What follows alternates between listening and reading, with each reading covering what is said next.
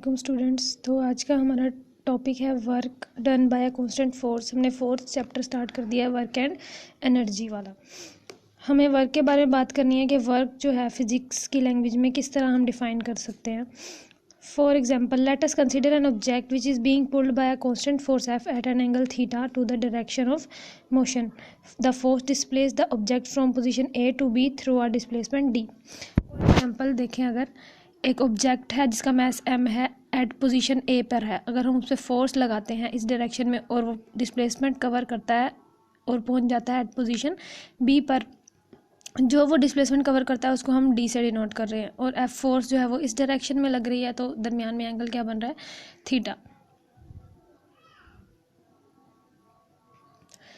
ये एंगल बन रहा है थीटा। अब अगर हम तो हमारे पास जो वर्क की डेफिनेशन होती है फॉर्मूले से अगर देखा जाए तो वो क्या है, फोर्स एंड डिस्प्लेसमेंट का प्रोडक्ट, यानी कि फोर्स का और मैग्नीट्यूड और डिस्प्लेसमेंट के मैग्नीट्यूड का प्रोडक्ट क्या कहलाता है, वर्क कहलाता है। और अगर आप बुक की डेफिनेशन से देख रहे हैं तो हमारे पास क्या है डेफिनेशन,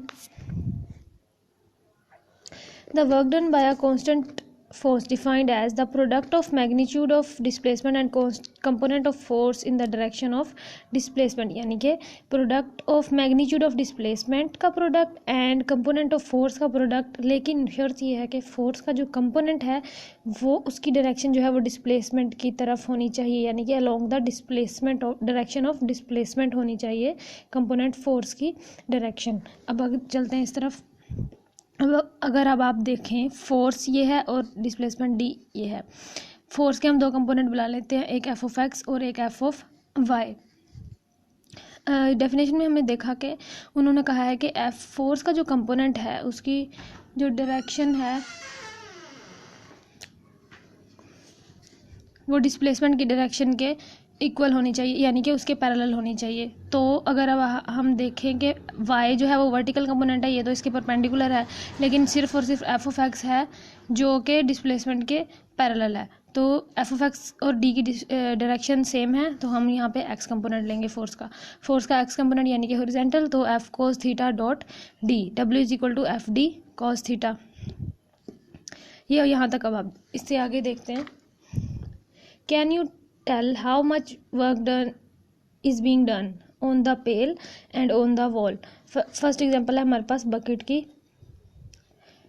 एक बकेट में पानी भरा फुल और एक पर्सन जिसने हाथ में वो बकेट पकड़ी और वो मूव कर रहा है किसी ना किसी वेलोसिटी से, यानी कि वो फॉरवर्ड मूव कर रहा है इस तरफ। फोर्स उसकी क्या लग रही है, उसके हाथ की तरफ फोर्स लग रही है, यानी कि ऊपर की तरफ, और वो डिस्प्लेसमेंट कवर कर रहा है इस डायरेक्शन में, यानी कि डी एंड एफ ये दोनों क्या हैं, आपस में परपेंडिकुलर हैं।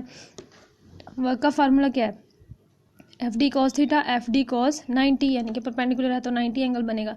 कॉस 90 पे क्या होता है, 0, तो वर्क डन क्या हुआ, 0, यानी कि अगर दो डिस्प्लेसमेंट और फोर्स आपस में परपेंडिकुलर होंगी तो क्या होगा, वर्क 0 होगा। नेक्स्ट कंडीशन हमारे पास है, अगर एक ऑब्जेक्ट को मूव कराया जाए इस डायरेक्शन में, एक्स एक्सिस में, हॉरिजॉन्टल डायरेक्शन में, वो डिस्प्लेसमेंट डी कवर कर रहा है हॉरिजॉन्टल डायरेक्शन में, और फोर्स भी कांस्टेंट है जो कि उस पर लगाई जा रही है उसी डायरेक्शन में जिस डायरेक्शन में डी है, तो ये दोनों आपस में क्या है, पैरेलल। तो जब ये पैरेलल है तो थीटा क्या होना चाहिए, एंगल हमारा 0 होगा।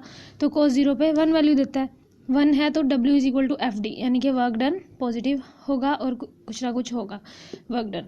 नेक्स्ट हम इसके यूनिट पे आ जाते हैं। फोर्स का यूनिट क्या होता है, न्यूटन, डी का डिस्प्लेसमेंट का मीटर, तो न्यूटन मीटर किसके इक्वल होता है, जाउल के। वर्क का यूनिट क्या हुआ, joule.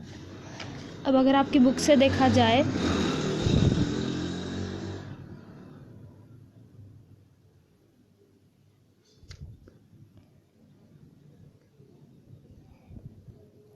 From the definition of work we find that work is a scalar quantity. Scalar quantity कैसे, क्योंकि डॉट प्रोडक्ट है F dot D.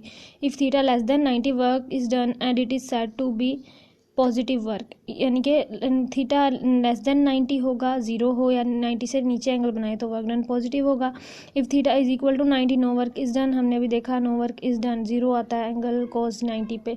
If theta greater than 90 then work is done is said to be negative, यानी कि 90 से greater angle होगा तो work done क्या होगा, 90 होगा, 0 नेगेटिव होगा। SI unit of work is newton metre known as joule.